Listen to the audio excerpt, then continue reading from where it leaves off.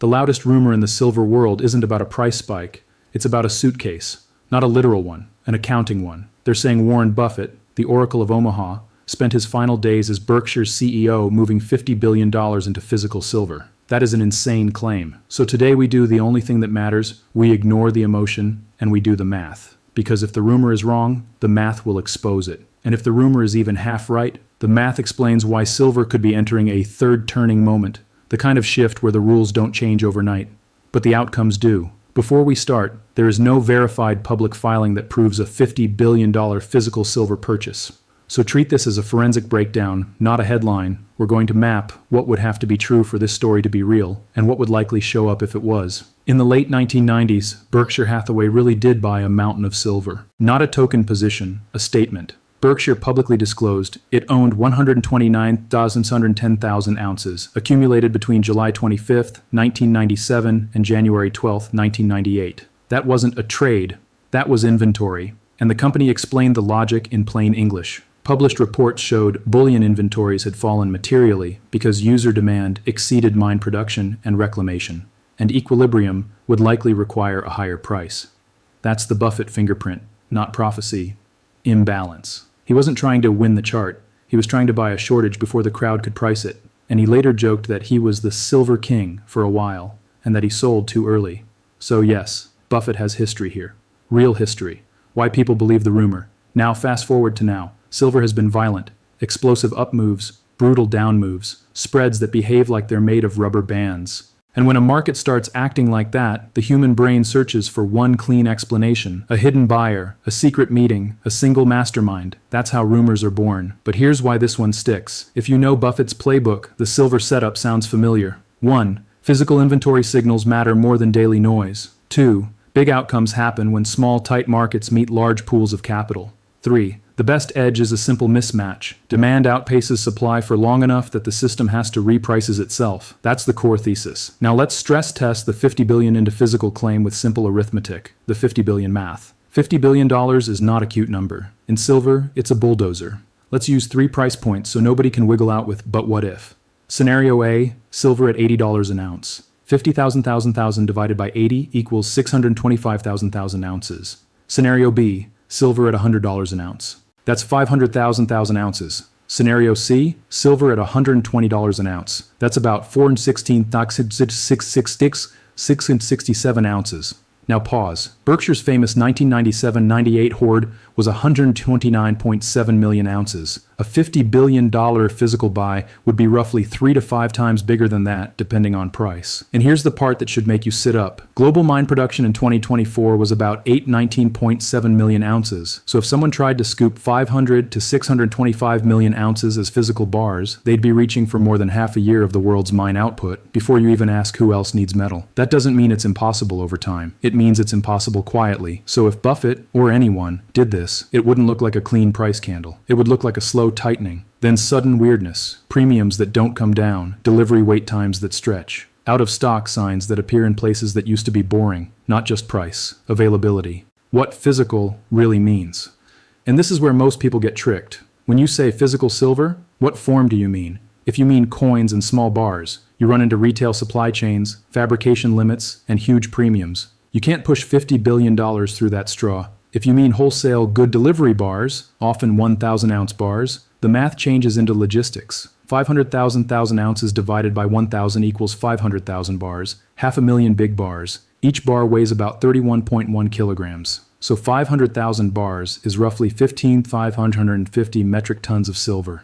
That's not a shopping cart, that's an industrial operation. Refining schedules, vault capacity, insurance, transportation, chain of custody. Which leads to a critical insight. If a 50B physical move happened, it would almost certainly be done through a small number of specialist channels, and it would likely be spread across time, because the market can't absorb that in one gulp. So the rumor, as told, is dramatic, but the reality, if true, would be methodical. Where would the evidence show up? Here's the hard part. A 13F filing won't necessarily reveal physical silver. 13F reports list many equity positions, not vault stacks. So if someone says, wait for the filing, you should know, that's not a perfect flashlight. But a purchase large enough to matter tends to leave fingerprints elsewhere. Annual report balance sheet line items or notes.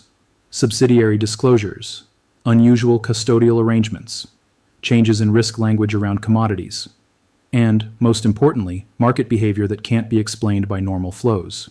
So, instead of show me the rumor, ask, what patterns would a Buffett-style silver move create? Here's my framework for what a third turning means in silver, not a mystical prophecy, a structural sequence. Turning 1. The story changes. Silver stops being just a metal, it becomes a constraint. Industrial demand rises, inventories shrink, and the market realizes the supply response is slow. Turning 2. Capital arrives. Not retail excitement, serious pools of money that don't care about daily drama, they care about securing future availability, they buy with patience, and the market tightens without looking spectacular. Turning 3. Allocation replaces price. This is the phase where price becomes a headline, but availability becomes the truth. Delivery terms change. Premiums detach. The conversation shifts from, what's the spot price, to, can you actually get size, and how long will it take? If Buffett did anything close to this rumor, he would be aiming at turning 2 and positioning for turning 3. Because Buffett doesn't chase fireworks, he positions for inevitabilities. Why Buffett would prefer silver over the drama. Remember, Buffett's original rationale wasn't silver is shiny. It was. Demand exceeded supply, inventories were falling, and the system would need a higher price to balance. That logic still resonates because silver has a split personality. It's monetary when people get nervous. It's industrial when the world builds. And it's strategic when supply chains get stressed. Gold is simpler, silver is messier, and sometimes messy is where mispricing hides. That 1997-98 purchase was a template. 1. Identify a long-running imbalance. 2. Accumulate when the market is bored. 3. Avoid leverage. Own the thing. 4. Let time do the heavy lifting. If you want a modern translation of that mindset, it's this. Price can fall 20% in a week, and the thesis can still be true. But if you can't get metal when you need it, the price you see is not the price that matters. So the real question isn't, did he buy? It's, are we entering the kind of market where a Buffett would want to buy? What would disprove the rumor fast? Let's be fair. There are reasons the $50 billion claim is unlikely. 1. Scale. The market would notice, not necessarily in spot price, but in delivery friction. 2. Concentration risk. Even a giant like Berkshire thinks in terms of opportunity cost. Parking $50 billion in a single commodity is not typical Buffett behavior. 3. Optics and governance. A position that large invites scrutiny, questions, and constraints. Berkshire experienced attention even with the 129.7 million ounce hoard. So if you're waiting for a single smoking gun, you may be waiting forever. But you can watch the scoreboard. If you want to track whether silver is moving into that third turning phase, don't start with the chart. Start with the plumbing. 1. Delivery timelines. Are large bar lead times expanding? 2. Premium behavior. Do premiums stay elevated even when spot falls? 3. Lease and borrowing signals. Does it get harder to source size? 4. Inventory trend. Do reported stockpiles trend down over months, not days? 5. Substitution headlines. Are manufacturers trying to thrift or replace silver, and how fast can they really do it? These are slow signals, and Buffett-style moves are built on slow signals. So, is Buffett's $50 billion silver rumor true? Right now it's not proven, but here's what is true.